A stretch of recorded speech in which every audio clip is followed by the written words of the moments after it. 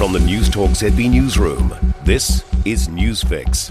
In this update, New York's incoming mayor and the US president says they'll work together to address the cost of living despite months of trading insults. The 34-year-old Democratic Socialist Zoran Mandami met with Donald Trump in the Oval Office today. The president's previously called Mandami a lunatic communist, while the mayoral-elect said he's Donald Trump's worst nightmare. Trump says he'll help Mandami because the whole country benefits if New York does well. I feel very confident that he can do a very good job. I think he is going to surprise some conservative people, actually. The government's puberty blocker question is expected to cause more harm to youth questioning their gender identity. From December 19, no child or young person experiencing gender dysphoria or incongruence will be able to start taking gonadotropin-releasing hormones. Existing patients will still be able to use them. Association of Salaried Medical Specialists President Katie Benn says the government's overstepping its mark. We don't believe politicians should be dictating the kind of care that we are able to provide to our patients.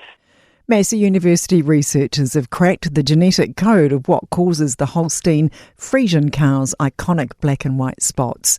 A new study's analysed the coat patterns of thousands of cows and identified two specific DNA variants controlling two different genes.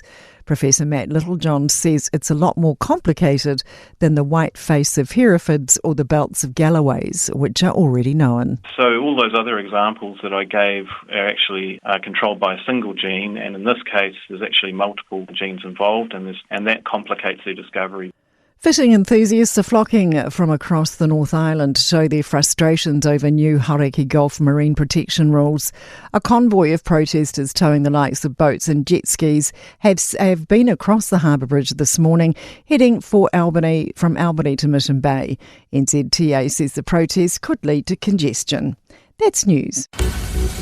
In sport, no signs of complacency from the Black Caps heading into this afternoon's third one-day international dead rubber against the West Indies in Hamilton.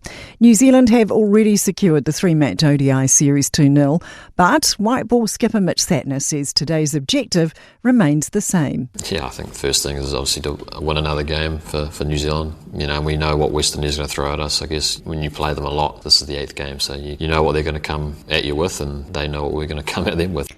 First ball is at 2 p.m. Lydia Ko has carded a second round 4 under par 68 at the LPGA season-ending tournament in Florida. She's in a share of 13th at 7 under overall, 7 shots behind sole leader Gino Titikin. That's sport. I'm Sandy Hodge. For more news, listen to Newstalk ZB live on iHeartRadio.